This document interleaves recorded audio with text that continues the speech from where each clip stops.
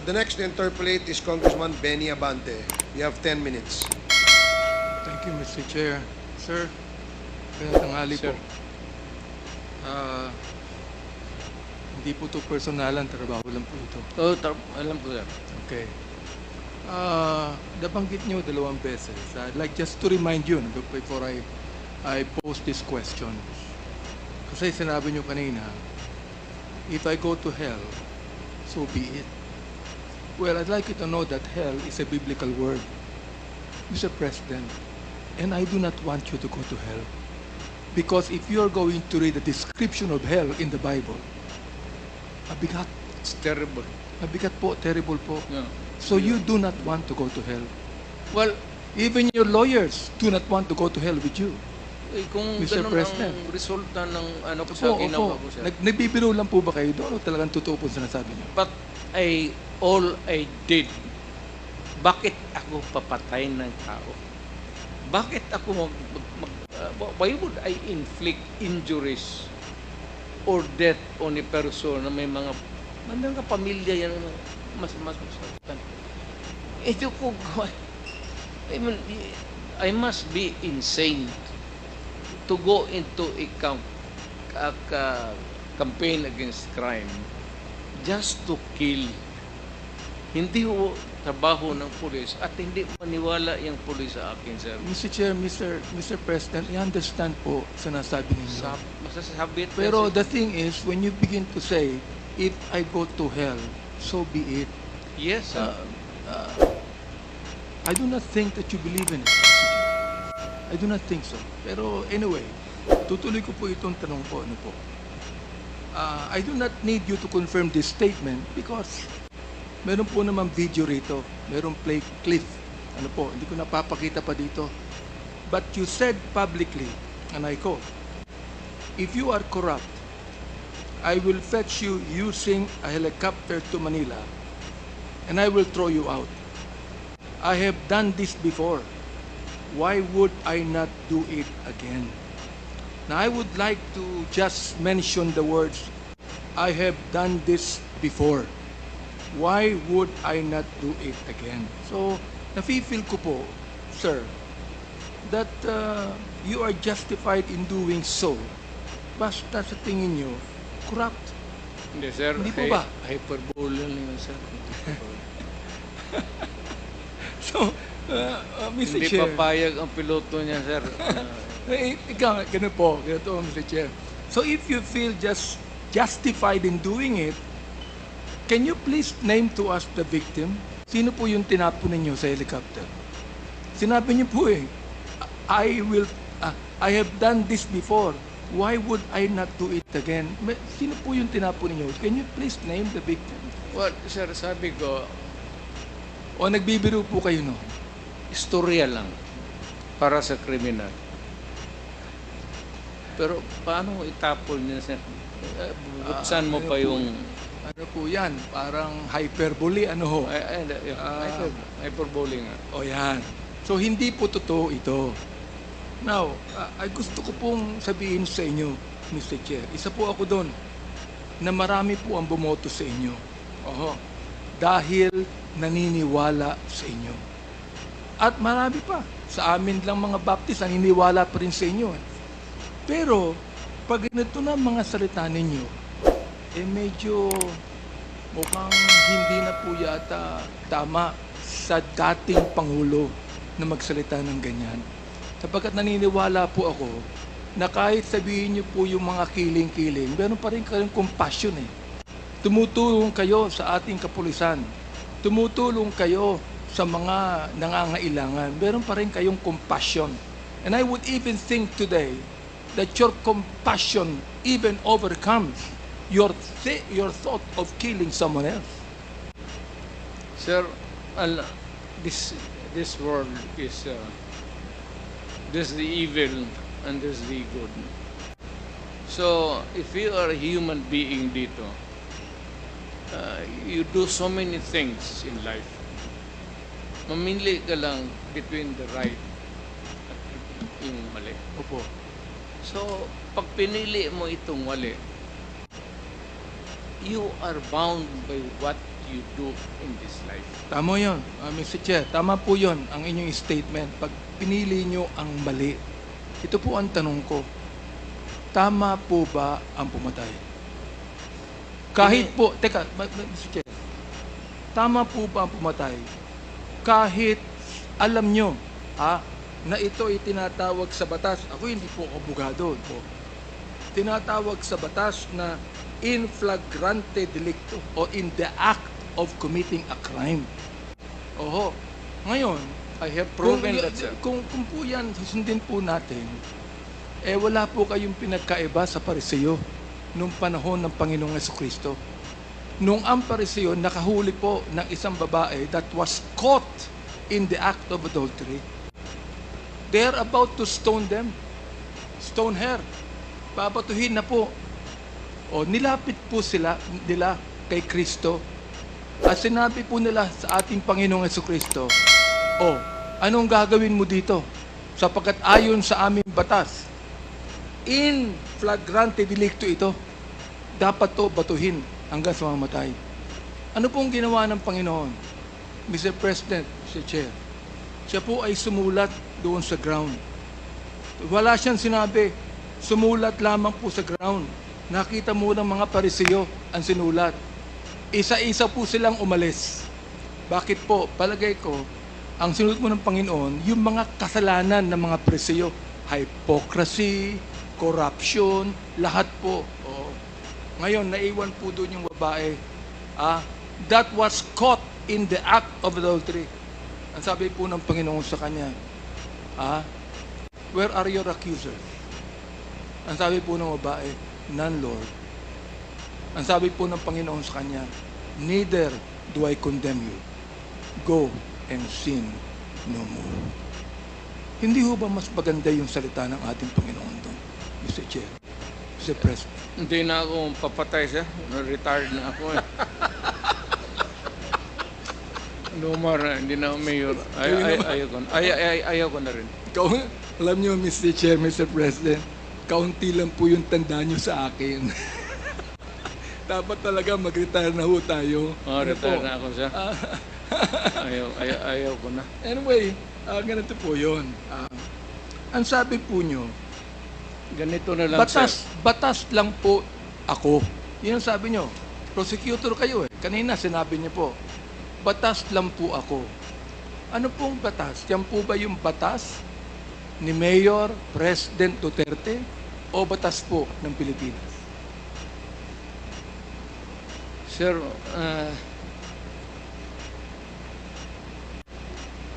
bago ko sagutin yung ano mo, sir,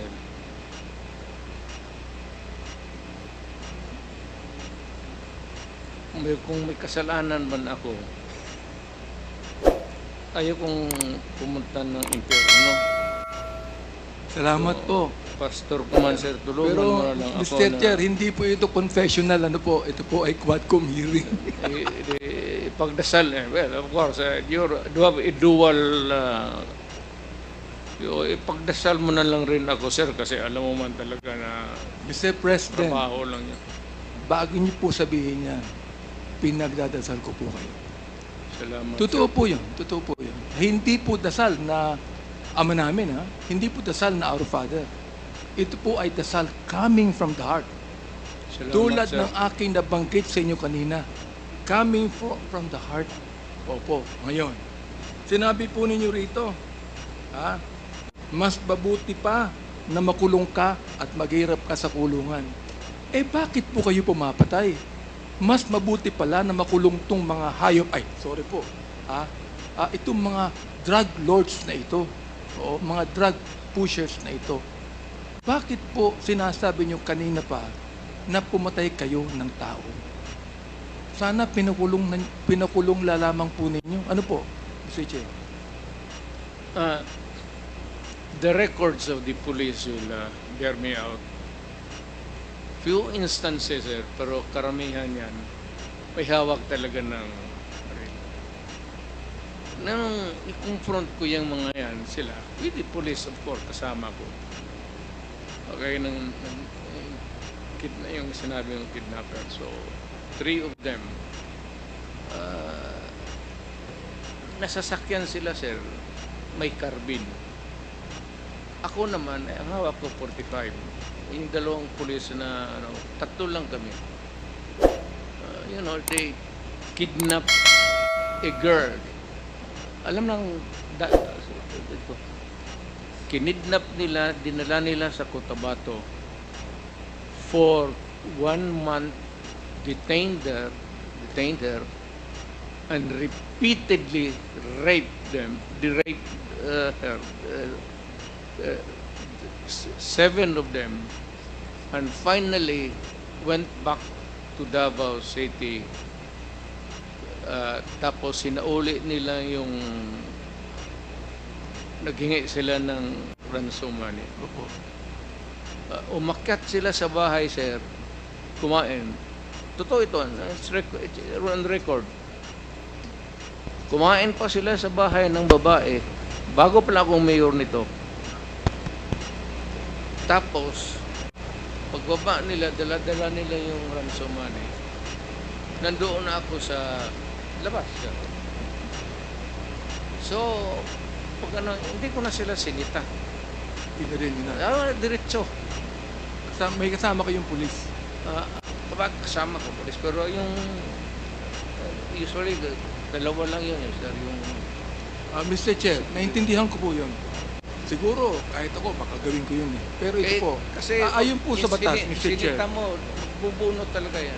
Ayon po sa batas, Mr. Chair, kayo po nakakaalam ng batas. Meron po bang authority ang isang public official na bumaril? O yung pong pulis lamang ang dapat bumaril? Anybody, any person who is a victim, could have come, may baril ka, lumaban ka, look po sa self-defense. Any person has the right to defend Himself. his physical being, and his property. Pero ito pong kwento nyo kanina, Mr. Chair, hindi naman nyo dinidepensa ng sarili nyo eh. Hindi naman kayo ang ni-rape eh. Oo, ito po ito. Binaril nyo bigla. Binaril nyo bigla sapagkat alam nyo gumagawa ng krimen. Naunawaan ko po yun. Kahit ako, baka gawin ko eh. Pero ang gusto ko lang po malaman, ayon sa batas, hindi naman nyo dinidepensa ng sarili nyo. Meron po ba kayong karapatang bumaril sa isang kriminal na hindi naman kayo ang target, kundi iba? Kung walang nakatingin, sir, barilin mo na. At ako nang mismo I will appear as your defense counsel. Ito po. Marunong ako dyan, sir. Tagal Ito po akong ba, fiscal. Mr. Chair, hyperbole pa po to. Sinabi po nyo nung kayo ay mayor ng Davao, that you would patrol the streets in your big bike looking for trouble. Sabi nyo. Yeah. Talagang naghahanap kayo ng enkwentro. Walang para makapatay. Yun po ba yun? Hindi sa inosente, sir. Oo. Mga kriminal, bakit ang magawak? Mayor ka, dapat maghanap ka Hindi ng po away. hindi po to hyperbole. Totoo po ito. Kasi looking for trouble eh. Kayo po ay nagbabike looking for trouble. Yes, sir. Oo. Mukhang mali po yata yung ganong salitang looking for trouble, di ba? Siguro mas maganda kung looking for criminals. Tama ho ba? Looking for criminals. Yun ang mas maganda salita. Para Yun ba? magamit ko yung baril ko, sir. Alam nyo, Mr. Chair, Mr. President, hindi po ako masyadong pushy sa mga tanong ko. Sapagkat malaki pa rin po ang paggalang ko sa inyo. Salamat, sir. Totoo po yun. Oo. Pero ito tingnan nyo, Mr. Chair, Mr. President, ang sabi po ninyo, I would never allow innocent Filipinos to be killed. Sabi niyo kanina, di ba? I would never allow innocent Filipinos to be killed. But then, you said at one time, Hitler massacred 3 million Jews. Let me correct you, Mr. President. Hitler massacred 6 million Jews. So, Yan. I stand corrected, sir. There are 3 million, sabi nyo, there are 3 million drug addicts. Hindi po drug lords, ha? Hindi po drug pushers. Drug addicts, there are. I'd be happy to slaughter them. Drug addicts, Mr. Chair, Mr. President. Pwede nyo pang sabihin sa akin ngayon, ha? Nung sinabi nyo, I would never allow innocent Filipinos to be killed. Siguro gusto nyo palitan po ito ng drug lords and drug pushers. Yes, sir. Pakipalitan po nyo ngayon. Drug lords and Ayun drug po. pushers. Sir. Therefore, nagkamali po kayo nung sinabi nyo drug addict. Tama ka, sir. Salamat I po. stand corrected. Salamat po sa inyong pagtanggap po dito. Kasi gusto ko pong malaman ang inyo pong pananaw po dito eh. Oo, sir. Opo. Tama Ayan. ka, sir. Tama ka, sir. Ayan. Ngayon, ito po. During the Senate hearing, last 28 October 2024, inadmit nyo rin po giving orders to kill criminals. Ito po ang sabi nyo, I can make the confession now if you want. Talagang niyayari ko. Pero wag naman yung mga pulis, kawawa naman sir. Meron akong death squad pero hindi ang mga pulis. Sila din yung mga gangster. Yung isang gangster uutusan ko. Patayin mo yan. Pag hindi mo patayin yan, patayin kita ngayon. Ngayon, ito po ang tanong. Sabi nyo, galit kayo sa kriminal. Hindi po ba? Ba't kayo gumagamit ng gangster? Hindi po ba criminal din yung gangster? Yes, sir. Pagkatapos niya patayin yung gangster, patayin ko siya. Patayin nyo rin. Ganun po. Oo. Dapat po, pumatay muna siya Oo. bago nyo patayin. Tapos ko utosang patayin, patayin ko siya. Nasa batas po ba yon? Patas lang. Nasa batas po ba yon? Wala. Ikaw ay prosecutor, nasa batas po ba yon? Wala. So therefore, bilang prosecutor, hindi nyo ginagawa ang sabi ng Hindi. batas. When I was mayor, when I was Tutor po ako in toto. Talagang I'm bound by the rules. Yes.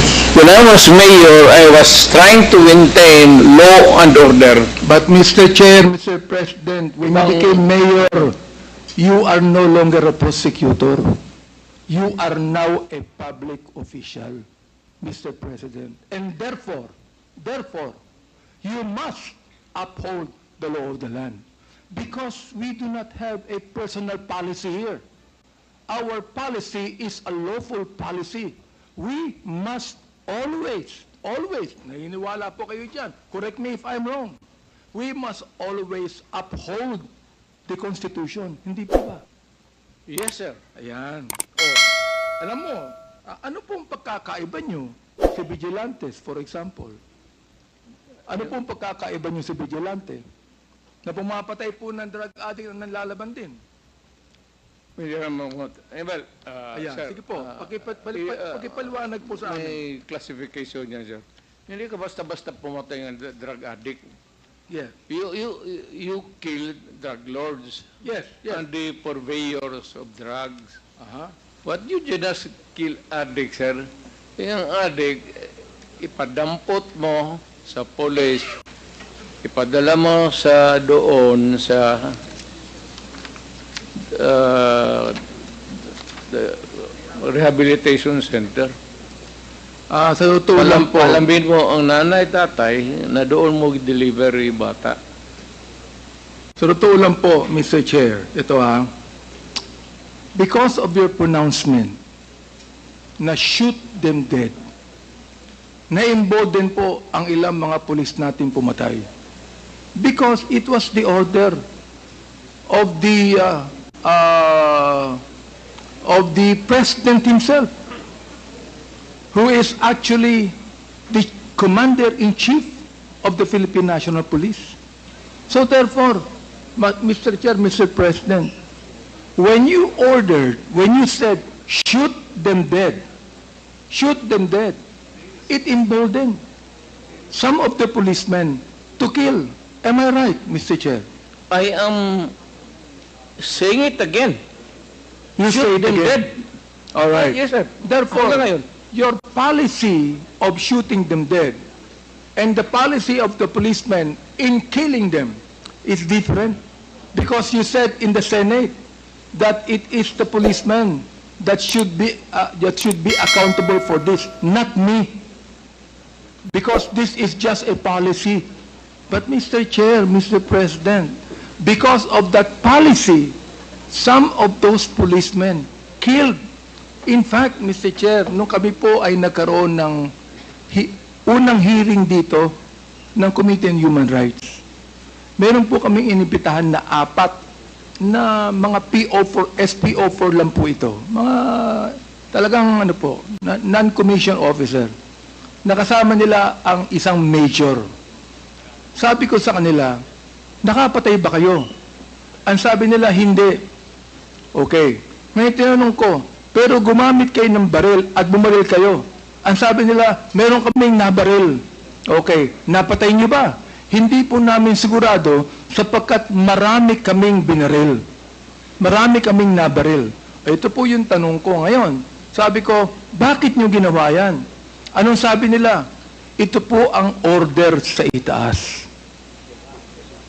Yun po ang sabi. Now, of course, you do not even know that, Mr. Chair, Mr. President. Ito po ang order sa itaas. Tama po ba ang ginawa ng 4 na pulis na yan? Saka yung Pagka major? lumaban? Hindi po lumaban eh. Hindi. In fact, yung isa buhay po, hindi lang maibitahan dito, ayaw pong pumunta eh. Hindi po tama. That's about the only time that a policeman can legally kill another human being is when he is confronting a criminal and is armed, and it must be commensurate doon sa baril for baril. Oh, ito po. Kung batuta lang ang hawak mo, barilin mo na lang sa leeg or barilin mo yung paa. Mr. Chair, Mr. President, ito po. According to the data that was given to us by the Philippine National Police, by General Baca himself, na ang sabi rito, 7,173 pushers were killed. Now, ang sabi po ay nanlaban. Pero gusto namin pumunta ron sa Philippine National Police. Tinan po namin ng crime lab kung paano po nanlaban ito. Ito po ba'y nakipagsuntukan lang? O nagkaratihan lang? O may baril? Bakit po, kung 7,123 pusher ang napatay, ibig sabihin ng laban, dapat meron din pong 7,173 na baril ang nakuha ang Philippine National Police. Tama po ba ako, Mr. Depende, sir. Not really a gun. It could be a knife. Knife. Okay po. It could Knife. be a something that would be lethal. Tubo or Pero inamin po ng Philippine National Police na wala silang ganung karaming ebidensya. Oo, ng 7,173. For example, 440 users. Ang sabi nyo kanina, dapat tulungan yan. Dapat rehabilitate po yan. Pareho po tayo ng pananaw dyan. And by the way, Mr. President, naniniwala po ako sa inyo sa war on drugs. Ayaw ko po ng droga. Alam ko po ang magiging kapalit niyan sa mga kabataan. Pero ang hindi ko maintindihan kung bakit kinakailangang mamatay ang more than 20,000 people upang magapila mga drugs. Pero after he became president, Mr. Chair, may drugs pa rin eh. Hindi pa rin po nawawala. Ako'y nagpapasalamat because in your time as president, wala na po yung manufacturing ng shabu sa Pilipinas. Naipasara nyo lahat yan. Ano pong pumalit, Mr. President? Smuggled drugs galing sa China. Lahat po ng mga drugs na yung nagpupunta sa Pilipinas ay smuggled galing sa China o galing kung saan-saan, Mr. President. Yan po'y sinasabi ko sa iyo for your information also. Of course, kayo po ay private citizen na. Eh, hindi nyo po kinakailangan pakialaman yan. Pero Mr. President, alam niyo po naman kami mga congressman, especially now, nung kayo po ay Pangulo ng Pilipinas, nung ako po'y tumulong sa inyo na ma-elect bilang Pangulo, ay hindi po ako congressman. I'm a private citizen. Tumakbo uli ako ng 2019, naging congressman po ako. Alright, sa pang-4 pang-apat na termino. Ako yung naging minority leader, ako yung naging deputy speaker. Tanahon niyo po yan nung kayo nakopo. Ngayon ako po'y tinalaga bilang chairman ng Committee on Human Rights. Wala tayong magagawa kundi imbestigahan natin lahat ng mga human rights violations. Tama, sir. Pero kayo po ang nagsabi na wala kayong pakialam sa human rights. At bakit po nyo nasabi yun? Hindi man ako empleyado ng Human Rights Office. When I'm not trying to be funny. Wala akong pakialam sa human rights. Wala naman ako, hindi ako sa Kongreso, hindi ako member ng whatever. Wala ako, malayo ako sa human rights. So, Mr. wala Chair, akong pakialam. Pwede ko pang sabihin sa inyo na mali kayo. Bakit? Kayo ang Pangulo ng Pilipinas. Meron kayong pakialam sa human rights. Mali kayo ron.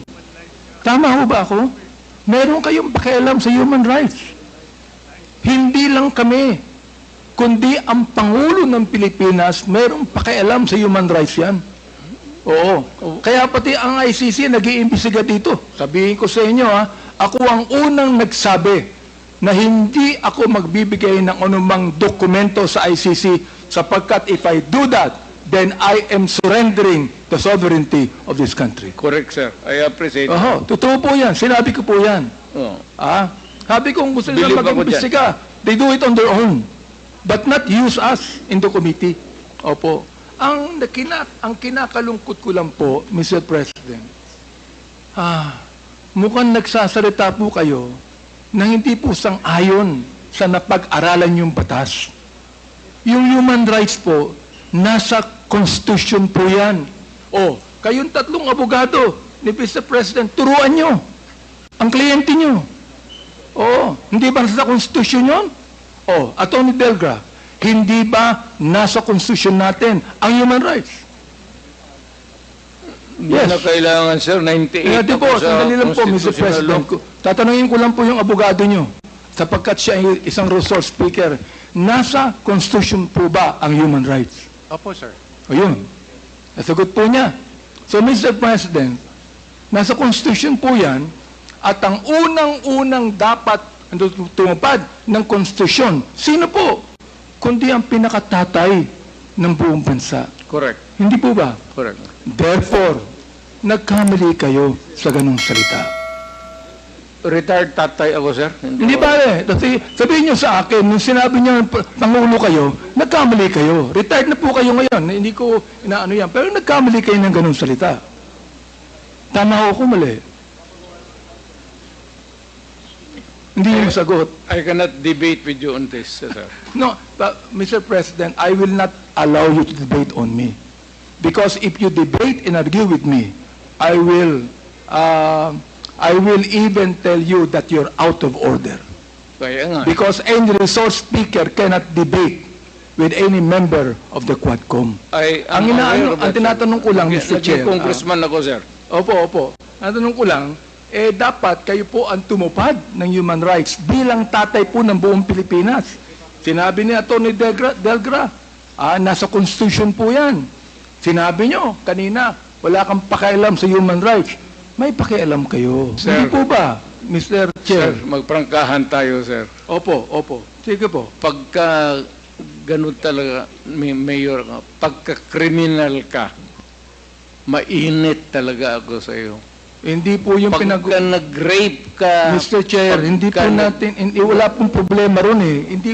I am not actually, yung bang, disagreeing with you. I fully agree with you, Mr. Chair, Mr. President. But, still, being the President of the Republic, you must be the first man that should uphold the constitutional provision on human rights. Am I right, Mr. Chair? Yes. I did it. Salamat po, inamin nyo. Ito last question na lang ito. Okay? Ito po, ang napatay na drug lord, 21. Akala ko po ba lahat po ng drug lord dapat patayin? Bakit 21 lamang? Ang pusher, 7,000. Samantalang napakarami pang drug lord na buhay ngayon nasa kulungan. Yun ang pinataktakan ko. Bakit nasa kulungan pa? sapagkat maraming pera yan? Pwedeng kumuha ng magaling na abogado yan? O dapat po, kung dapat patayin ang mga drug pusher, may napatay na mga user, dapat lalong patayin ang mga drug lords. Mr. Speaker. Hindi ko Mr. dapat, Chairman. hanapan natin ang paraan na patayin natin. Pero kayo po yung private citizen na, retired na po kayo. Wala na, sir. Hindi na po pwedeng gawin yan. You are right. O, pero magiging mayor kayo uli, hindi po ba? Kung ang circumstances would call for it, sir. Gusto ko nang mag-retire. Pero kung magulo uli ang Davao, I think that I have to enter into the picture again. Pero ayaw ko na, sir. Naniniwala po ako, Mr. Chair, that any government cannot be ruled with fear. But it can be balanced with fear and love, Mr. Chair. Because if you rule any government in fear, then those people will be afraid. But if you're gone, Mr. Chair, Mr. President, they will do it again. Because they're not doing it because of fear. But, Mr. Chair, I know your heart, Mr. President. You have loved so many women. Sir, You are bound to love. Marami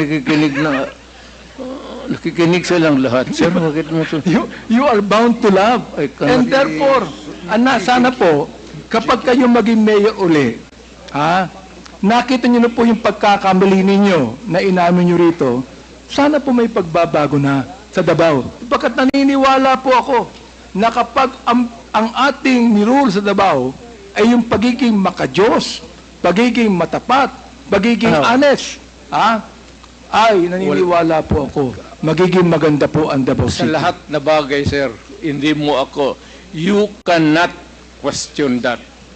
Sa dedication ko lang sa trabaho ko, on any other matter, sir, honesty, everything. Salamat Walang- po. Isang question na lang. Sabi nyo kanina, nung kine-question kayo tungkol sa reward system, sabi nyo, hindi ako nagbibigay ng reward para patayin. Hindi po yun eh. Oo. Nagbibigay kayo ng reward nung napatay na. Hindi po para patayin.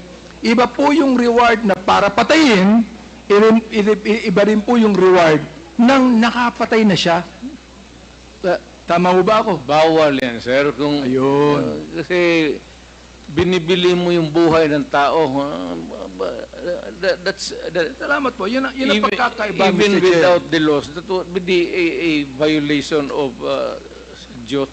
Yung pagkakaiba, Mr. Chair, ang pagkakaiba ng reward system para patayin mo siya at yung reward system sapagkat nagbigay ka ng babuya sa isang tao, nakapatay na po siya ng drug lord.